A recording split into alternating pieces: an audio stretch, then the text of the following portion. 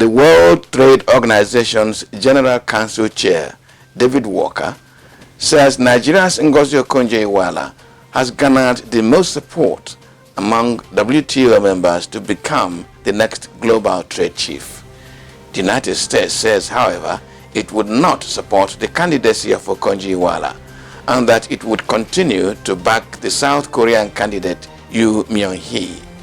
Despite securing the vote of 163 of the 164 members of the trade organization on Wednesday, Okonjo-Iweala could not be declared the head of the WTO because of the objection by the United States.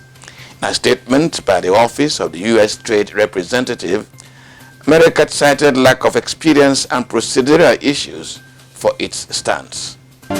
Meanwhile, an international relations expert and chief executive officer of signaturetv, Vin Martin Obiorah, says the opposition of the United States of America to the emergence of Dr. Ngozi Okonjo-Iweala of Nigeria as the consensus director general of the WTO is a reflection of the U.S.'s contempt for the rest of the world, especially under the Trump presidency.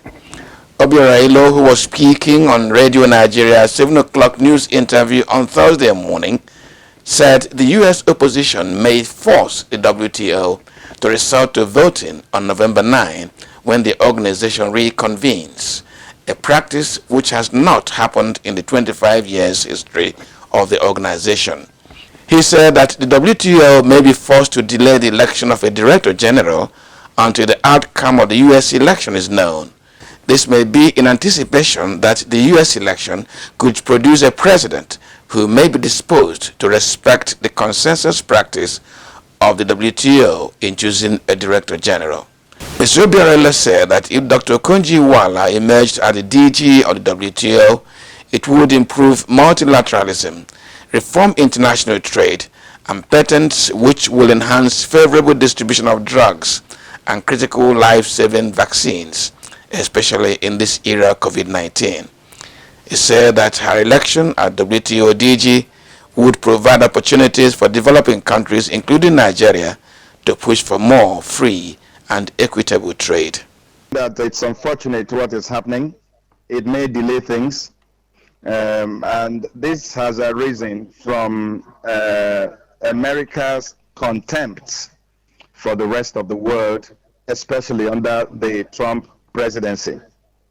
Well, what will happen now are two scenarios.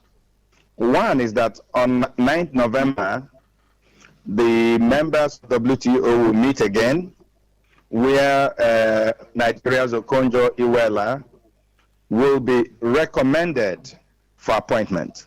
Another scenario is that they may delay the conversation on November 9th for a later date when a new president may emerge in the United States, making it possible for that decision to be reconsidered.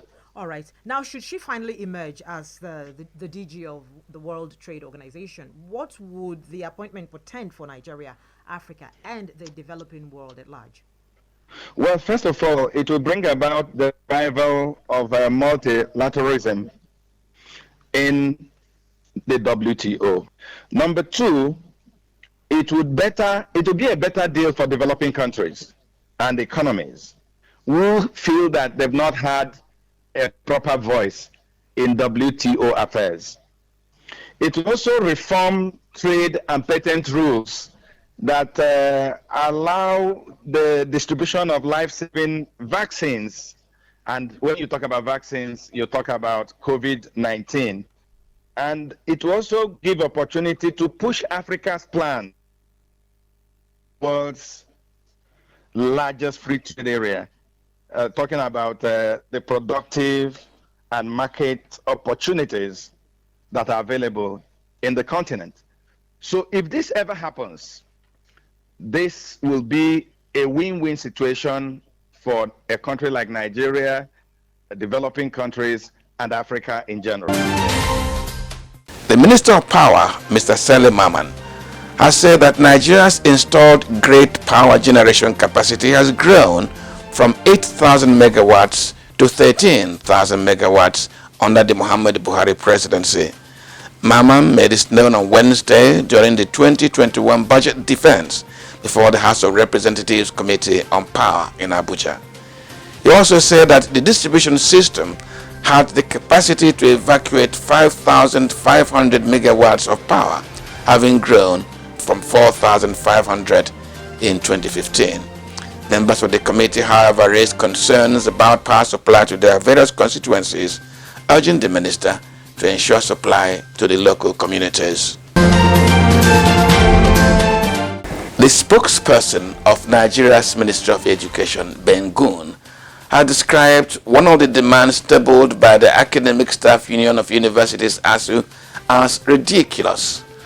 Gun stated that ASUU cannot dictate how varsity lecturers should be paid their salaries. The Academic Staff Union of Universities came under attack as the federal government described the conditions set by the body before it can end its strike as unreasonable. ASUU had, through its president, Professor Biodun Ogunyemi, earlier stated that it would end the strike action after its homegrown University Transparency and Accountability Solution, UTAS, has passed the federal government's integrity test. Candidates taking the 2020 National Examination Council NECO exams across Nigeria have expressed frustrations over the unending postponements of the examinations. On Monday, the Examination Council explained that an indefinite postponement of the examinations was as a result of the insecurity caused by the 3 weeks-long protests, riots, and vandalism by youths protesting police brutality across the country. The council spokesperson, Aziz Sani, announced that the practical examination for computer studies would now hold on November the 16th. On Sunday, October the 25th, NECO, through its spokesperson, had announced the indefinite postponement of its examinations, citing security challenges posed by the NSAS protests as reason for the latest postponement. That was Signature TV News Highlights. Go to www.signaturetv.org for more details.